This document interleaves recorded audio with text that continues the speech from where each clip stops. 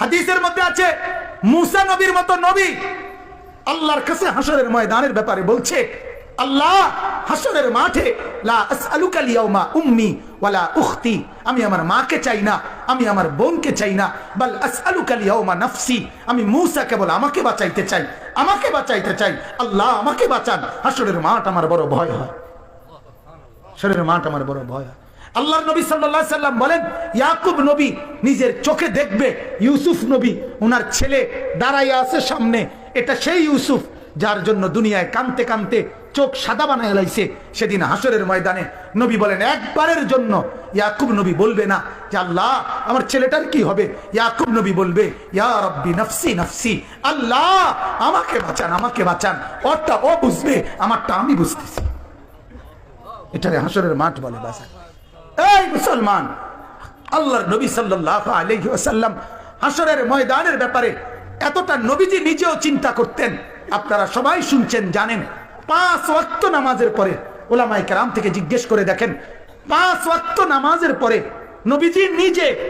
নবীজি নিজে যার হাসরের আখিরাতের মর্যাদার কোনো সীমা পরিসীমা নাই, সেই নবী 5 ওয়াক্ত নামাজের পরে যে কতগুলো দোয়া করতেন, এর মধ্যে একটা দোয়া, নবীজির একটা দোয়া ছিল এটা, আল্লাহুম্মা হাসিবিনি হিসাবান ইয়াসীরা, আল্লাহ এই বন্ধু আমি আপনার, আমারও বড় ভয় লাগে, আমার হিসাবটা সহজ করে দিয়েন।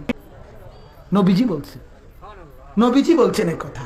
অথচ নবীকে আল্লাহ বলছে, ওয়ালাল আখিরাতু খায়রুল লাকা মিনাল উলা, বন্ধু দুনিয়াতে আপনাকে যা দিলাম, আখিরাতে যা দেব, এই দুনিয়ার গুলোর চাইতে ওইগুলো অনেক বেশি উত্তম, অনেক বেশি দামি। এরপরও নবী বলেন, আল্লাহ আমার ভয় হয় আমার হিসাব যেন সহজ হয়। অথচ আখিরাতে ওনার মর্যাদার কোনো সীমা পরিসীমা নাই। আল্লাহ তাআলা হাদিসে কুদসিতে বলছে, বন্ধু হাসরের মাঠ আমি আপনার মাঝে আর আমার মাঝে ভাগ করে নেব, কাসামতুল কিয়ামাতা বাইনি ওয়া বাইনাক, আমার মাঝে আর আপনার মাঝে কিয়ামতের দিনটাকে আমি ভাগ করব। আনা মালিকু ইয়াউমিদ্দিন আনতা সাহিবু ইয়াউমিদ্দিন, আমি হব কিয়ামতের দিনের মালিক, আপনি হবেন কিয়ামতের দিনের বাদশা।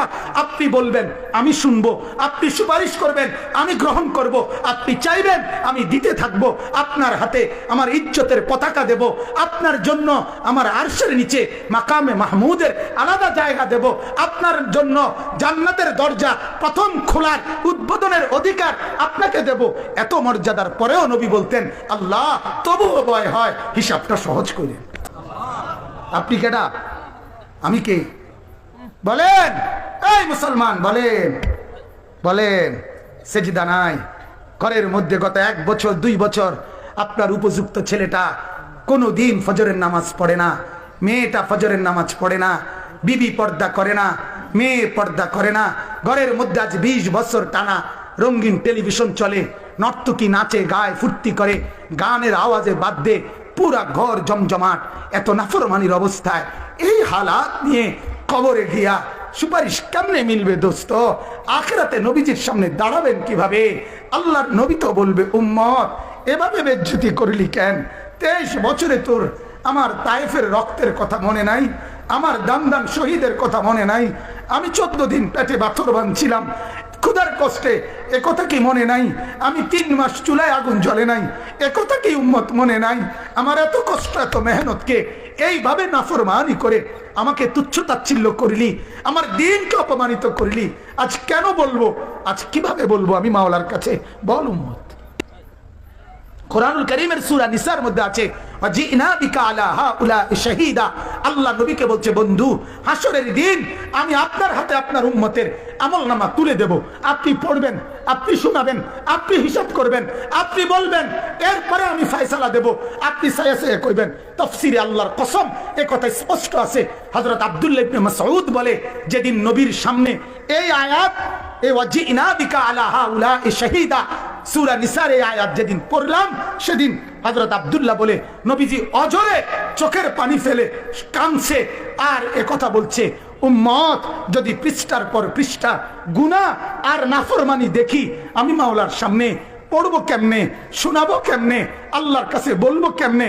এত বেইজ্জতি করলে উম্মত আমি হাসরে মুখ দেখাবো কেমনে? আল্লাহ আমাদেরকে বুঝার তৌফিক দান করুন।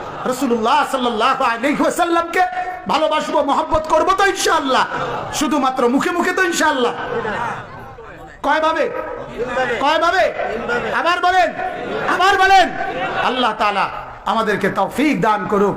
বলেন আলহামদুলিল্লাহ।